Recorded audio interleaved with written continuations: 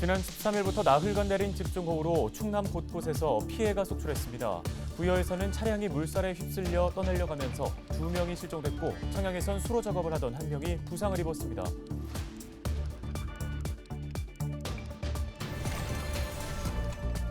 농가 피해도 잇따랐습니다. 양계장에서는 토사가 밀려 내려와 닭 수만 마리가 폐사했고 시설 하우스와 논밭 등 여의도의 4배에 달하는 면적이 물에 잠겼습니다.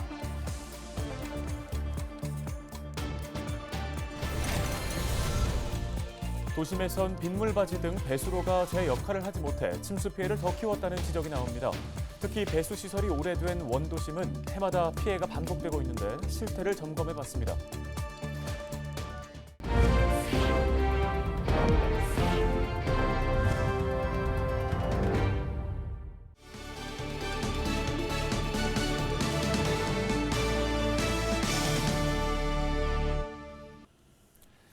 여러분 안녕하십니까? 헬로티비 뉴스입니다.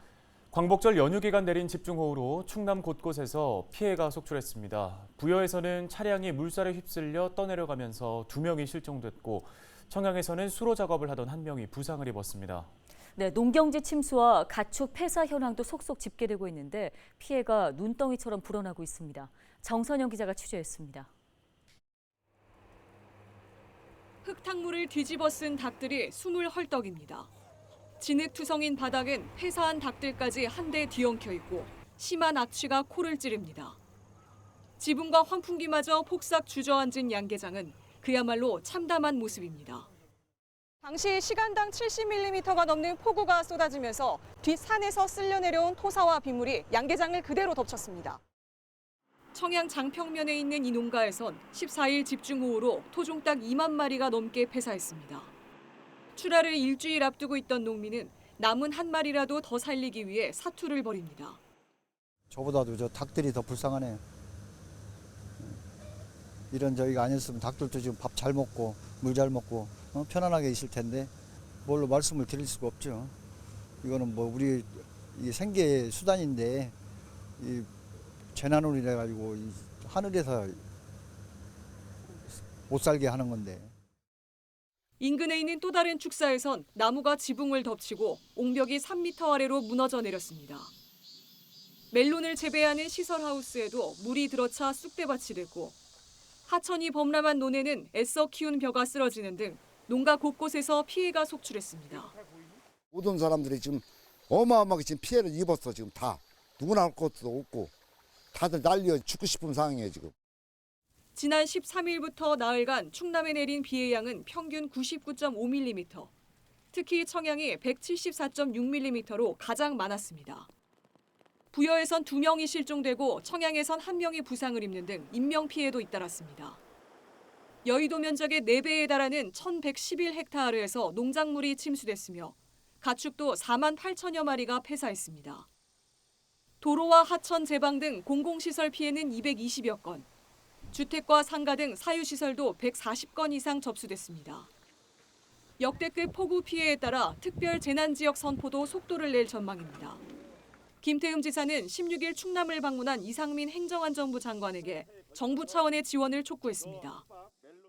대통령께서도 적극적으로 피해 복구에 대해서 예산 지원이라든가 중앙정부에서 지원을 할 일이 있으면 적극적으로 하라는 지시를 하셨다는 말씀을 저한테 전해주셨는데 오늘 만나서 그 재난지역 특별 지역으로 재난 특별 지역으로 선포를 하고 중앙정부에서 모든 지원을 할 수 있도록 요청을 하고. 이번 비는 16일 밤부터 17일까지 충남 남부에 30에서 100mm가 더 내릴 것으로 예보됐습니다. 아직 비 피해 복구가 되지 않은 상태인 만큼 산사태나 침수 사고에 대비가 필요합니다. 헬로티비 뉴스 정선영입니다. 어디선가 나타나 맨손으로 배수로 쓰레기를 뽑아내더니 10분도 안 돼 잠긴 물이 다 빠졌다. 지난 침수 피해 때 화제가 된 의정부 영웅을 보고 한 시민이 남긴 말입니다.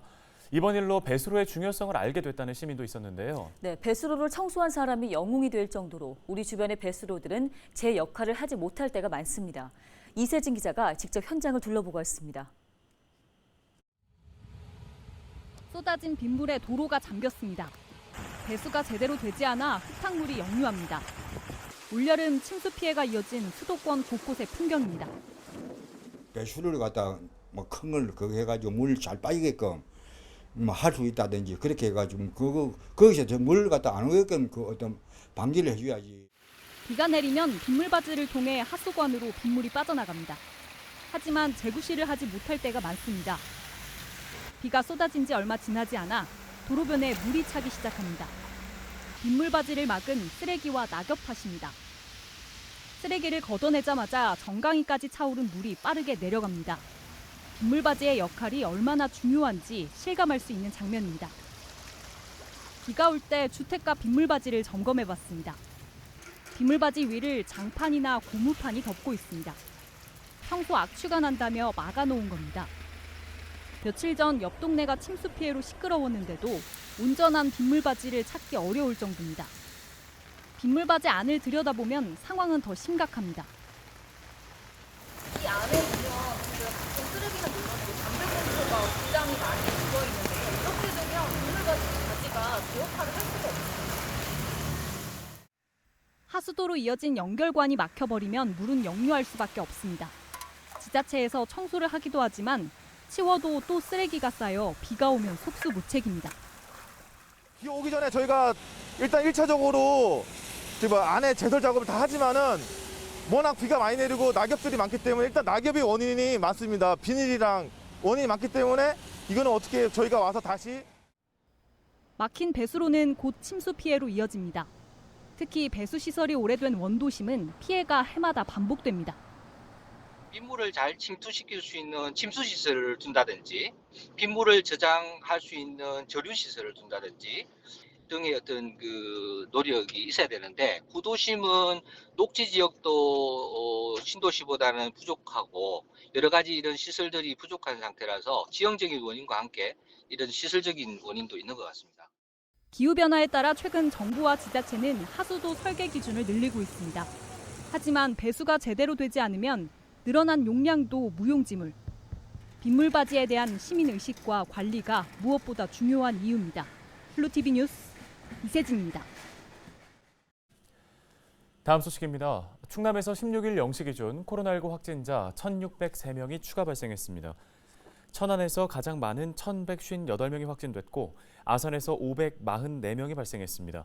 이 밖에 서산에서 370명, 당진에서 254명이 추가 감염되는 등 10개의 시군에서 세 자릿수가 넘는 확진자가 나왔습니다. 최근 일주일간 일평균 확진자 수는 5,952명으로 지난주보다 29.8% 늘었는데요. 충남의 병상 가동률이 40%를 넘긴 가운데 사망자도 4명 추가된 걸로 파악됐습니다. 코로나19 이후 대한민국 첫 국제행사인 2022 보령 해양 머드 박람회가 지난 15일 마무리됐습니다. 이번 박람회의 주제는 해양의 재발견, 머드의 미래 가치로 지난달 16일부터 31일간 진행됐습니다. 박람회 기간 135만여 명의 관람객이 방문했고 60억 3천만 원의 수익 사업을 낸 것으로 집계됐습니다. 또 박람회 전시회에는 해외 기업 84곳이 참여했으며 187만 달러 규모의 수출 계약도 체결했습니다.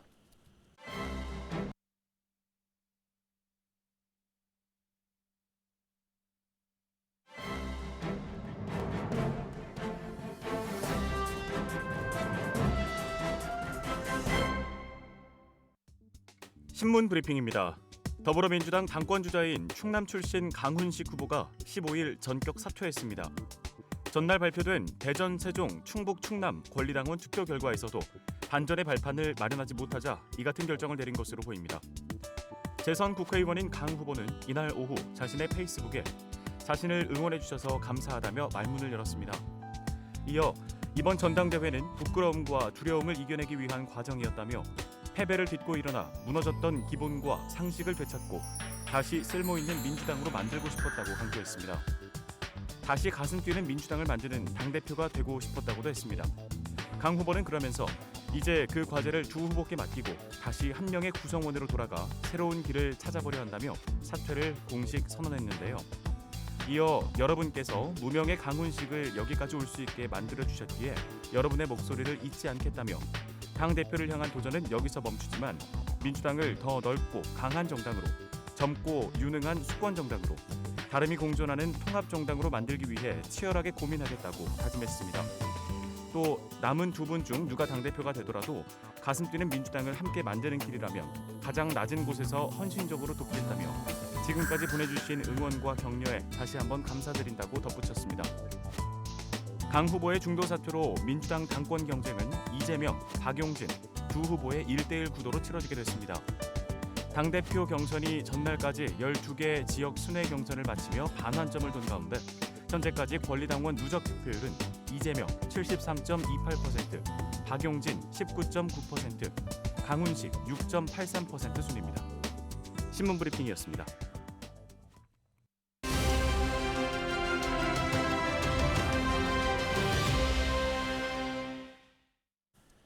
서산시가 한시적으로 청년 월세 특별 지원 사업을 추진합니다. 오는 22일부터 대상자들의 신청을 받는다고 하는데요. 네, 서산시 기획예산 담당관실의 김민송 주무관을 전화 연결해 보겠습니다. 자, 주무관님, 먼저 이 청년 월세 특별 지원 사업 추진하게 된 배경이 있을까요? 네, 청년 월세 한시 특별 지원 사업은 코로나19 장기화로 경제적인 어려움을 겪고 있는 저소득층 청년의 주거비 부담 경감을 위해 1년간 한시적으로 시행되는데요. 지원 대상자는 만 19세에서 34세 이하로 부모님과 별도로 거주하고 임차보증금 5천만 원 및 월세 60만 원 이하의 주택에 거주하는 무주택자입니다. 지원 대상자로 결정될 경우 1년간 월 최대 20만 원의 월세를 지원받을 수 있고 월세가 60만 원을 초과하더라도 보증금 월세 환산액과 월세액을 합산해 70만 원 이하일 경우 지원 가능합니다. 네, 그렇다면 소득 요건 등은 어떻게 적용되는 건가요? 네, 소득 요건은 청년 독립가구의 경우 기준 중위소득 60% 이하, 원가구는 기준 중위소득 100% 이하이며 재산 요건은 청년 독립가구의 경우 재산가액 1억 700만 원 이하, 원가구의 경우 3억 8천만 원 이하입니다. 주택 소유자, 직계존속, 형제, 자매 등 2촌 이내 주택 임차, 공공임대주택 거주, 보증금 5천만 원 초과 주택 거주, 지자체에서 청년 월세 지원을 받았거나 받고 있는 경우 지원 제외됩니다. 네, 끝으로 신청 방법도 설명 부탁드립니다. 네, 신청 희망자는 온라인 복지로 홈페이지 복지서비스 모의 개선을 통해 지원 여부를 미리 확인하실 수 있으며 온라인 복지로 홈페이지 또는 거주지 관할 읍면동 행정복지센터를 방문해 신청하실 수 있는데요. 자세한 사항은 서산시 기획예산 담당관 인구청년 정책팀으로 문의하거나 서산시 홈페이지 공지사항을 참고하면 됩니다. 저희 서산시는 청년들이 이번 사업을 통해 사회에 안착하는 데 조금이라도 도움이 되길 바라며 앞으로도 청년 지원을 위해 더욱 노력하겠습니다. 네, 오늘 관련 말씀 여기까지 듣겠습니다. 서산시 김민송 주무관이었습니다.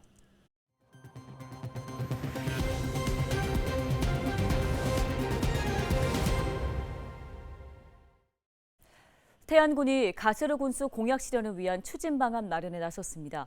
태안군은 16일 보고회를 열고 10대 분야 92개 공약 사업에 대한 세부적인 사업별 규모와 추진 기간, 국비 확보 등 구체적인 방안들을 논의했다고 밝혔는데요. 주요 사업으로는 태안고속도로 조기 건설과 해양치유센터 건립, 갯벌 식생보건과 농어민 수당 인상 등이 있습니다. 태안군은 다음 달 중으로 92개의 공약 실천 계획을 최종적으로 확정할 방침입니다. 당진시가 세금 감면 혜택을 확대합니다. 당진시는 16일 지방세 고지서 전자송달과 자동이체를 신청한 납세자의 세금 감면 혜택 규모를 기존 최대 300원에서 1,000원으로 늘린다고 밝혔습니다. 전자고지나 자동이체 중에 하나만 신청을 한 납세자는 500원, 둘 다 신청할 경우 1,000원을 공제받게 되는데요. 전자고지는 카드사 앱과 금융앱을 통해서 신청할 수 있으며 자동이체 신청은 온라인과 행정복지센터를 방문해서 가능합니다. 오늘 저희가 준비한 소식은 여기까지입니다. 네, 시청해주신 여러분 고맙습니다.